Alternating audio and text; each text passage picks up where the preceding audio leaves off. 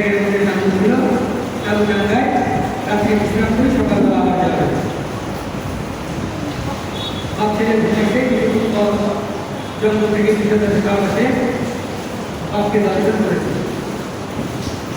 বাপকে দর্শন করার পর বাপের বিষের কারণে বিষে ফিরে আসে, বাবা জ্ঞান হারা হওয়ার অবস্থা। ছেলে জঙ্গলের ভিতরে ডাক্তার খোঁজা করে যাচ্ছে। বাবা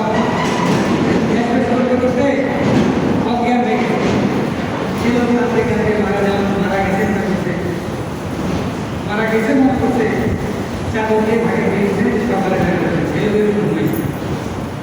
ছেলে যখন ঘুমাইছে কিছুক্ষণ পর মশা আসে,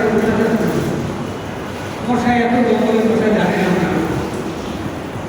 যখন মশা আসে বিরক্তি শুরু করছে, গালে থাকছে, নাকে থাকছে, কানে থাকছে, ধীরে ধীরে মুখ লাল রসটা। এখন যখন ঘুমাইতে গেছে, ঘুম যাওয়ার আগে আগে চিন্তা করে, আল্লাহ এই সাপকে বানাইতে বলছি, সাপের বীজ দিয়ে মানুষের চিকিৎসা করে, এই সাপ আমার বাপকে কামড়াইছে, এই মশাকে কোন কামড়ানোর জন্য এই চিন্তা করে ঘুমাই গেছে। সকালে উঠতে ঘুম থেকে উঠে দেখে আমার বাবা চাদর ছড়াই দিয়ে বসে আছে, বাবার আশেপাশে হাজার হাজার মশা উঠে আছে।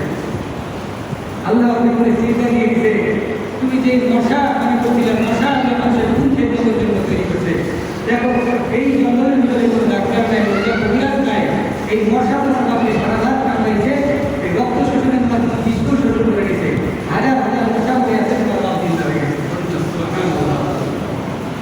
আর মনে যখন আসছে মশা দিয়েও আল্লাহ মানুষের খেদমত দিতে পারেন না, পারেন না। এই জন্য